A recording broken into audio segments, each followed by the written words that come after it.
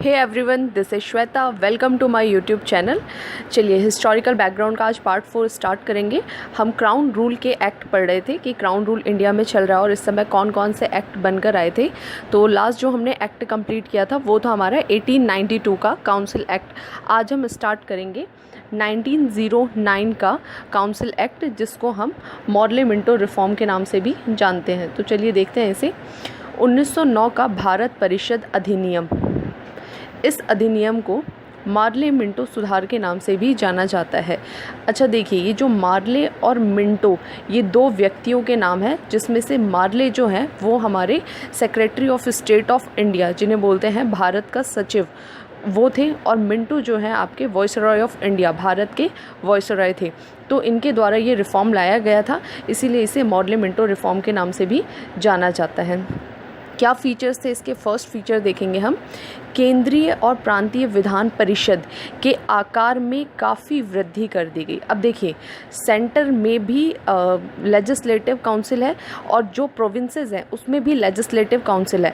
तो जो सेंटर की लेजिस्लेटिव काउंसिल है और जो प्रोविंस के लेजिस्लेटिव काउंसिल हैं, इन सब के आकार में वृद्धि कर दी गई। मान लीजिए पहले यहाँ पर 15 मेंबर्स थे तो बढ़ा के अब 60 कर दिए गए। यहाँ पे पहले 10 मेंबर थे तो बढ़ा के 20 कर दिए गए। यानी कि जो आपका काउंसिल का साइज़ था वो इंक्रीज़ कर दिया गया, ज़्यादा से ज़्यादा लोग जो हैं उसमें इन्वॉल्व किए जाने लगे। ठीक है, आगे क्या बोल रहा है? केंद्रीय परिषद में सरकारी बहुमत, बहुत इंपॉर्टेंट पॉइंट है, ये ध्यान रखेंगे। लेकिन प्रांतीय परिषद में गैर सरकारी बहुमत। ठीक है, तो मैंने आपको बताया था कि सेंटर के साथ साथ जो प्रोविंस की लेजिस्लेटिव काउंसिल है उसमें इंडियंस का पार्टिसिपेशन बढ़ाया जा रहा है, यानी इंडियंस को नॉमिनेट करा जा रहा है वहाँ पर। लेकिन अभी तक क्या था, सेंटर या फिर प्रोविंस में मेजॉरिटी में हमेशा कौन थे? ब्रिटिश हुआ करते थे, यानी जो ऑफिशियल मेंबर्स थे उनकी मेजॉरिटी होती थी।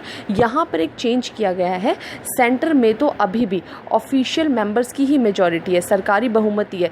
लेकिन प्रोविंसेस में ये राइट दे दिया गया कि अब यहाँ पर इन प्रांतों में चाहे तो गैर सरकारी सदस्य यानी नॉन ऑफिशियल मेंबर्स इंडियंस जो हैं उनकी मेजॉरिटी आ सकती है। ठीक है, तो यहाँ पे कैसे धीरे से पावर जो है वो रिलैक्स की जा रही है नीचे की ओर। प्रोविंस में अब इंडियंस जो है वो मेजॉरिटी में आ सकते थे लेजिस्लेटिव काउंसिल में।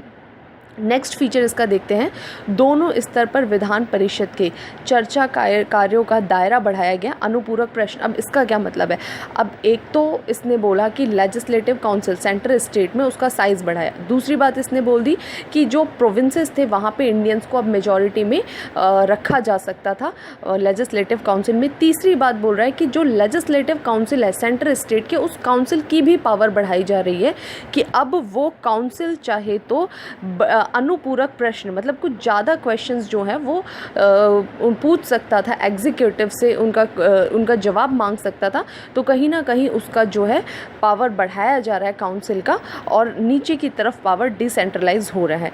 नेक्स्ट इसका फीचर है, पहली बार किसी भारतीय को वॉइसरॉय और गवर्नर की एग्जीक्यूटिव काउंसिल कार्यकारी परिषद में एसोसिएशन बनाने का प्रावधान। इसका क्या मतलब है? तो अभी तक हम देख रहे थे कि सेंटर के लेजिस्लेचर, स्टेट के लेजिस्लेचर में पार्टिसिपेट कर रहे हैं इंडियंस। अब यहाँ पर पहली बार एग्जीक्यूटिव में प्रवेश कराया जाएगा, यानी कि अब तक कानून बनाने वाली संस्था में हम भाग ले रहे थे, अब हम कानूनों को लागू करने वाली, यानी अब हम धीरे धीरे सरकार में भाग लेने लग जाएंगे। कैसे? तो यहाँ पर बोल रहा है कि अब क्या होगा, भारत के वायसराय और गवर्नर दोनों के, यानी सेंटर में वायसराय हैं और प्रोविंसेस में गवर्नर होते हैं, तो इनकी जो एग्जीक्यूटिव काउंसिल है, अब बोल दिया गया कि इंडियंस जो है उसमें जा सकते हैं, वहाँ पर उनको मेंबरशिप दी जा सकती है। ठीक है, और ऐसे पहले इंडियन होते हैं, उनका नाम है सत्येंद्र प्रसाद सिन्हा, जो कि वायसराय की एग्जीक्यूटिव काउंसिल के पहले सदस्य बनते हैं और वो विधि सदस्य के रूप में वहाँ पर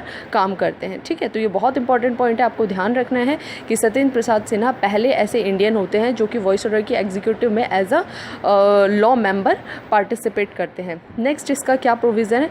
पृथक निर्वाचन के आधार पर मुसलमानों के लिए सांप्रदायिक प्रतिनिधित्व, बहुत इंपॉर्टेंट पॉइंट है और यहीं से देश के विभाजन का बीज बो दिया गया। कैसे बोया गया देखेंगे। तो ये जो मॉडल मिंटो रिफॉर्म है इसमें बोला गया मुस्लिम के लिए सेपरेट इलेक्टोरेट लाने की बात की गई, यानी कि मुसलमानों का रिप्रेजेंटेटिव कोई मुस्लिम ही होगा, यानी मुसलमानों के प्रतिनिधि के रूप में कोई मुस्लिम खड़ा होगा और उन्हीं मुस्लिम में से बाकी सारे मुसलमान किसी को अपना नेता चुनेंगे, किसी को अपने रिप्रेजेंटेटिव के रूप में सरकार में लाएंगे।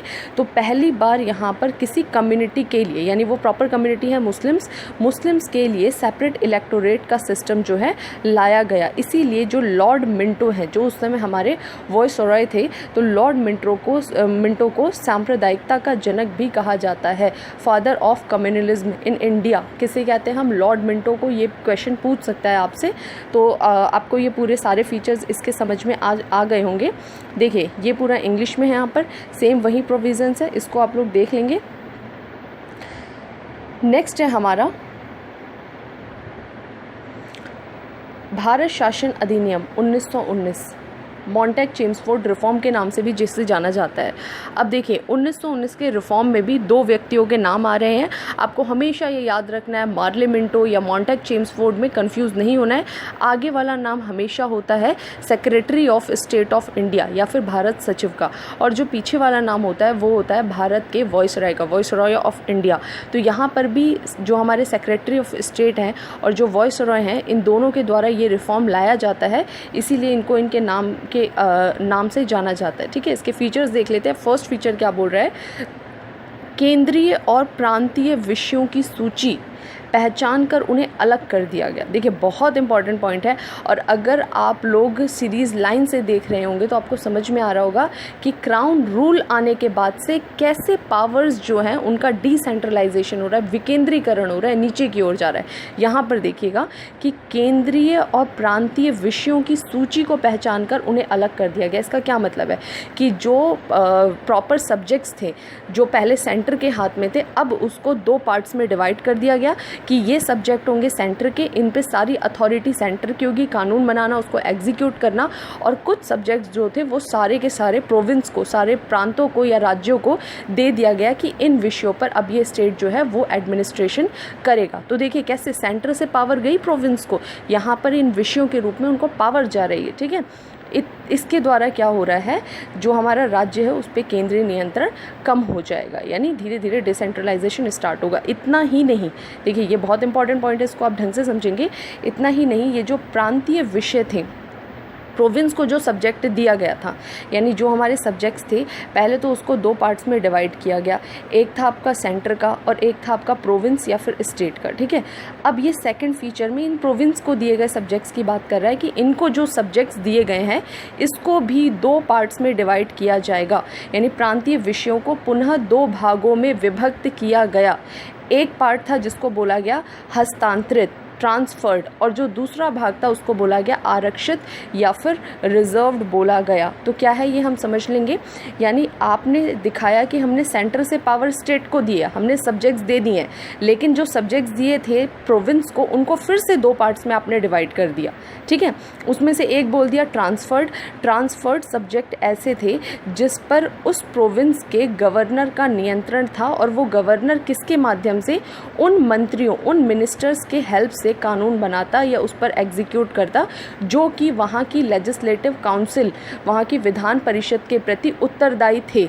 ठीक है, तो यहाँ पर कानून बनाते हुए ध्यान रखा जाएगा। लेकिन जो रिजर्व्ड सब्जेक्ट थे, जो आरक्षित विषय थे, वो गवर्नर ऐसे अपने एग्जीक्यूटिव काउंसिल की मदद से बनाएगा, उसका एडमिनिस्ट्रेशन देखेगा जिनका लेजिस्लेटिव काउंसिल के प्रति कोई भी उत्तरदायित्व नहीं है, यानी इसका विधायिका से कोई लेना देना नहीं था। ये यहाँ पर ये सब्जेक्ट्स में ये विधायिका के प्रति कोई उत्तरदायी नहीं थे। अब देखिए यहाँ पे क्या होशियारी की गई कि आपने सब्जेक्ट्स तो दे दिए सेंटर को और प्रोविंस को, फिर प्रोविंस को भी जो सब्जेक्ट्स दिए थे उसमें से जो लग रहा था कि ये सब्जेक्ट हमें रिजर्व करने चाहिए, उनको उन्होंने दो पार्ट्स में डिवाइड करके रिजर्व कर लिया। और भाई यहाँ पर सेंटर में है वॉइसरॉय के अंडर में है गवर्नर, और गवर्नर के अंडर में ये सब्जेक्ट कर दिया है, तो कहीं ना कहीं ये सब्जेक्ट सेंटर के हाथ में ही चले गया। तो इस तरह से इस कानून को घुमाने की कोशिश की गई। ज़्यादा उलझना नहीं है आप लोग को, बस इतना ध्यान रखना है कि पहले तो सब्जेक्ट्स को दो पार्ट्स में डिवाइड किया गया, फिर जो आपके आपके प्रोविंस के सब्जेक्ट्स थे उनको फिर से दो पार्ट्स में डिवाइड किया, एक था आपका ट्रांसफर्ड और दूसरा था रिजर्व्ड। इसी को जो ये दो पार्ट में डिवाइड किया गया है प्रोविंस के सब्जेक्ट को, इसी को बोलते हैं दोहरी शासन व्यवस्था। क्यों बोल रहे हैं आपको समझ में आ गया होगा, क्योंकि यहाँ पर एक पर तो प्रोविंस का ही काम है, लेकिन एक पर गवर्नर के माध्यम से कहीं ना कहीं वॉइसरॉय जो है वो कंट्रोल कर रहा है, यानी कि दो तरह से यहाँ पे शासन चल रहा है, इसीलिए इसको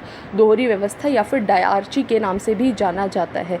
ठीक है, नेक्स्ट हम फीचर देखेंगे, केंद्रीय बजट को राज्य के बजट से अलग कर दिया गया पहली बार। अभी तक एक ही बजट आता था, लेकिन अब पहली बार चूंकि आपने सब्जेक्ट्स डिवाइड कर रहे हैं, अब आप सेंटर और स्टेट के सब्जेक्ट को डिवाइड कर रहे हो, तो आप इनके बजट को भी बोल रहे हो कि सेंटर अपना बजट लाएगा और जो प्रोविंस हैं वो अपने हिसाब से अपने प्रोविंस के लिए अलग से बजट लाएंगे। तो इसमें कुछ रटने की ज़रूरत नहीं है, यहाँ से ही हमारे ये क्लियर हो जाएगी बात कि जब सब्जेक्ट बताए तो फिर आपका बजट भी अलग लगेगा। नेक्स्ट फीचर है, पहली बार देश में द्विसदनीय व्यवस्था बाइकैमरलिज्म यहाँ से इंट्रोड्यूस होगा, यानी कि यहाँ पर पहली बार जो आपका लेजिस्लेचर था, देखिए कानून बनाने वाली संस्था को हम बोल रहे थे लेजिस्लेटिव काउंसिल, तो लेजिस्लेटिव काउंसिल तो एक ही था ना, लेकिन अब यहाँ से सेंटर में या स्टेट में लेजिस्लेटिव काउंसिल को दो पार्ट में डिवाइड कर दिया जाएगा, एक को बोला जाएगा लोअर हाउस और दूसरे को बोला जाएगा अपर हाउस। ठीक है, तो ये निम्न सदन और उच्च सदन यानी लेजिस्लेटिव काउंसिल को दो पार्ट्स में डिवाइड कर दिया गया। वही बात यहाँ पर की गई है कि पहली बार देश में द्विसदनीय, जैसे आज है आपका लोकसभा राज्यसभा, तो इसी तरह से ये द्विसदनीय व्यवस्था इस एक्ट से लाया गया और अब ये दो डबल हाउस वाला सिस्टम ला रहे हैं यहाँ पर। तो इसके ज़्यादातर मेंबर्स जो थे वो इलेक्टेड थे, है ना, इलेक्शन के द्वारा। तो यहाँ से पहली बार आपका डायरेक्ट इलेक्शन इंट्रोड्यूस्ड होगा। ठीक है, आपको ये याद रखना है। इसके पहले मैंने इलेक्शन की बात की थी, वो जस्ट हमें दिखाई दे रहा था कि यहाँ पर कहीं ना कहीं लोग इन्वॉल्व हो रहे हैं चुनने में, लेकिन वहाँ कोई इलेक्शन का डायरेक्ट प्रोविज़न नहीं था। यहाँ से डायरेक्ट इलेक्शन स्टार्ट हो जाएगा, लेकिन ये बात ध्यान रखना है कि डायरेक्ट इलेक्शन में इंडिया के सभी लोग पार्टिसिपेट नहीं कर रहे थे, बल्कि ये बहुत लिमिटेड इलेक्शन था, डायरेक्ट होते हुए भी लिमिटेड था। कुछ लोगों को ही इलेक्शन का राइट दिया जाता था, जैसे उनकी एजुकेशन के आधार पे, उनके टैक्स के आधार पर, उनकी प्रॉपर्टी के आधार पे कि इतना एजुकेशन हो, इतना जो टैक्स पे करता हो, इतना प्रॉपर्टी हो, वही लोग केवल जो है इलेक्शन में पार्टिसिपेट कर सकते हैं, वोट डाल सकते हैं। लेकिन फिर भी यहाँ पर डायरेक्ट इलेक्शन जो है वो इंट्रोड्यूस्ड हो चुका है। ठीक है, नेक्स्ट फीचर है वायसराय की एग्जीक्यूटिव काउंसिल में 6 में से 3 सदस्य का भारतीय होना कंपलसरी कर दिया। तो जो सेंटर में वायसराय की एग्जीक्यूटिव काउंसिल थी, अब देखिए बिल्कुल कंफ्यूज नहीं होना, वायसराय के एक था लेजिस्लेचर और एक था एग्जीक्यूटिव। इसको बोल रहा है कानून बनाने वाली संस्था, इसको बोल रहा है कानून लागू करने वाली संस्था। ठीक है, तो ये जो लागू करने वाली संस्था है, इसमें अगर 6 मेंबर है तो बोल रहा है कि अब कंपलसरी कर दिया गया कि इनमें से 3 जो होंगे वो इंडियंस होंगे ही होंगे। ठीक है, तो ये जो 3 होंगे सेंटर की वायसराय की एग्जीक्यूटिव काउंसिल में वो होंगे इंडियंस। यही बात बोली गई है इस फीचर में कि 6 में से 3 का भारतीय होना अनिवार्य है। नेक्स्ट है इसका सांप्रदायिक आधार पर सिख, भारतीय ईसाई यानी कि जो क्या बोलते हैं भारत के ईसाई है, क्रिश्चियंस है, एंग्लो इंडियन, ठीक है, या फिर यूरोपियों के लिए पृथक निर्वाचन। देखिए इसके पहले हमने देखा था मॉडले-मिंटो रिफॉर्म में भी हमने देखा था सेपरेट इलेक्टोरेट, लेकिन वहाँ पर सेपरेट इलेक्टोरेट केवल एक के लिए लाया गया था, मुस्लिम्स के लिए। यहाँ पर उसको और ज़्यादा स्प्रेड किया गया है। कैसे? मुस्लिम्स के अलावा अब सिख के लिए, भारतीय ईसाई के लिए, आंग्ल भारतीय के लिए, यूरोपियों के लिए भी सेपरेट इलेक्टोरेट यहाँ से इंट्रोड्यूस किया गया है। यानी कि अब इनका जो रिप्रेजेंटेटिव होगा वो इनमें से ही कोई एक होगा, ना कि कोई आम भारतीय। समझ में आ गया आप लोग को? तो किस तरह से धीरे धीरे पावर डिसेंट्रलाइज्ड करने के साथ साथ कैसे भारत को तोड़ा भी जा रहा है, यानी इन एक्ट में पावर देने के साथ साथ धीरे धीरे तोड़ भी रही है ब्रिटिश इन कानूनों के माध्यम से। देखिए आगे बढ़ते हैं हम। नेक्स्ट फीचर है केंद्रीय लोक सेवा आयोग का गठन। तो जो आपका सिविल सर्विसेज के एग्ज़ाम होते थे, अब उसके लिए प्रॉपर एक कमीशन बनाया जाएगा, एक आयोग बनाया जाएगा और उसका नाम रखा गया था यूपीएससी या फिर ये सेंट्रल पब्लिक सर्विस कमीशन। बोला गया कि अब एक कमीशन बनाया जाएगा सेंट्रल लेवल पर, जो इनके एग्ज़ाम्स कब लेने हैं, कैसे इनके पेपर होंगे, क्या सिलेबस होगा, कैसे अपॉइंटमेंट होगी, सारा प्रोसीजर जो है वो डिसाइड करेंगे। तो ये सेंटर का पब्लिक सर्विस कमीशन जो है, इसके गठन की बात यहाँ की गई। हालांकि ये गठन कब होता है? 1926 में होता है, तो ये आपको ध्यान रखना है। नेक्स्ट है आपका फीचर एक वैधानिक आयोग का गठन, जिसका कार्य 10 वर्ष बाद जांच कर रिपोर्ट देना। ठीक है, तो यहाँ पर एक आयोग बनाया जाएगा।